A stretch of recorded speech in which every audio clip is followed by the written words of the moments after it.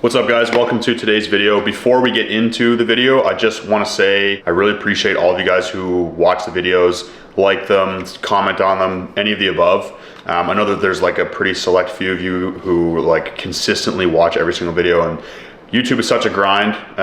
We've been at this for over a year and a half now, doing roughly a video per week, and I just want to say thank you. You know, I really appreciate it. It means a lot. With that being said, if you guys have any content requests, constructive criticism, feedback, any of that stuff, please put it in the comments in this video. I'm always looking to improve. I truly feel like this channel has a good potential. I think it provides good value, and I just, you know, I'm always looking to improve. So any chance that I can kind of give myself and us to grow this channel, I'll take it. So if you guys have any like insight with that in that regard, please just chuck a comment down below. So did you know that there's a new pre-workout called Gorilla Mode Base?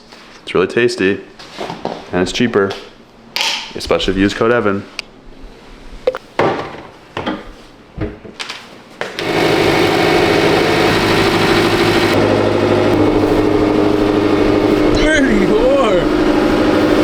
Man, I think this is the heaviest first snowfall we've had in a long time.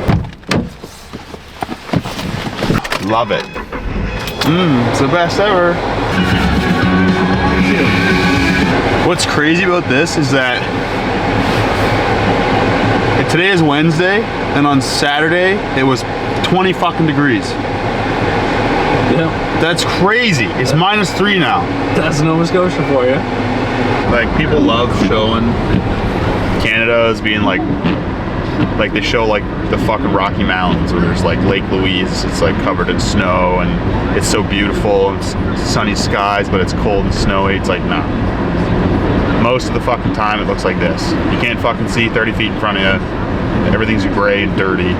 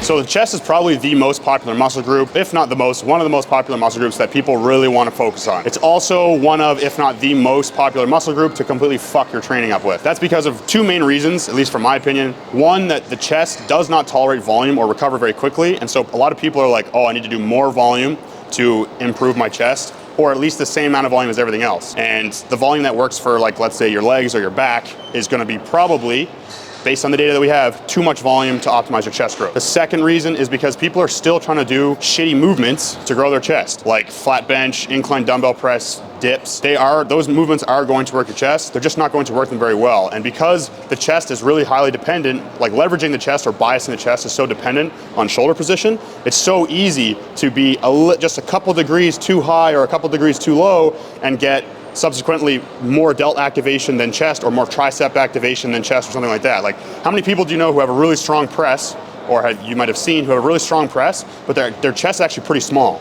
And that's because of how easy it is to leverage their front delts over their chest. Typically those people have really big shoulders. And settle in the dirt and I like a stitch.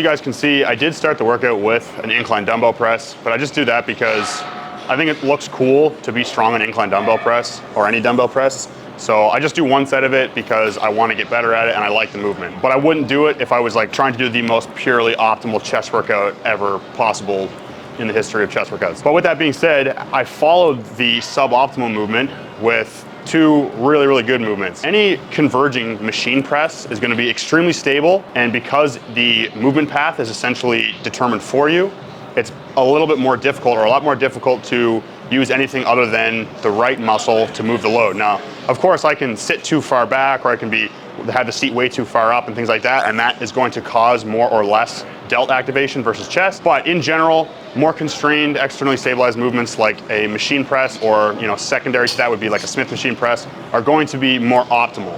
And that's why I did 2 sets of that after the incline press, or the incline dumbbell press. And then I'm really tricep dominant with my pressing. So for me, it's not as much of a big deal to do something that might be a little bit more delt dominant, but it is a bit of a big deal for me to do something that's more tricep dominant. And so that's why I went into the pec deck afterward, because a fly movement is going to eliminate my triceps essentially entirely.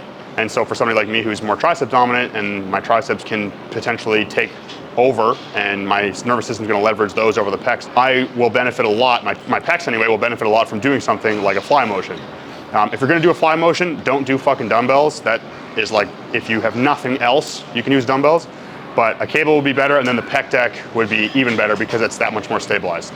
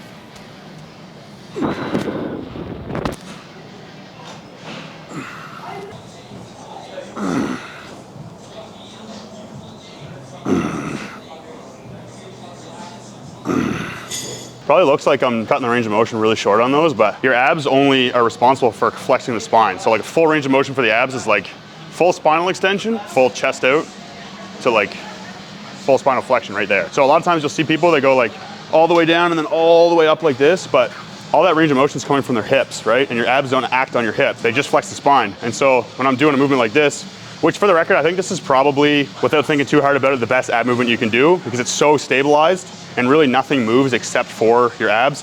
And you can kind of like wrap your spine around the edge of this pad here. So it's really good. It anchors all the right places. But anyway, when you're doing abs, you just want to think about bringing like your nipples to your like belly button. And like that is literally the entire range of motion.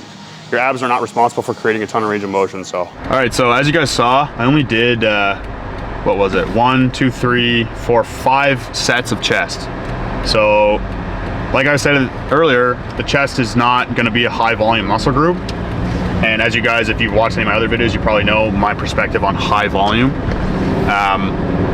High volume is usually too much volume, if we're using the general definition of high volume. Anyway, as you guys saw, I only did 5 sets of chest. Now, I will fully acknowledge I don't have a fucking fantastic chest, so you might be like, oh, I'm listening to the guy with no chest telling me how to grow a chest, but that's kind of what makes my insight a little bit more valuable, is that my chest doesn't grow by doing everything, like anything and everything, so I have to try really, really hard and do everything perfectly to get my chest to grow, which is arguably why my insight on growing your chest is more valuable than somebody who has a huge chest and kind of got it by accident.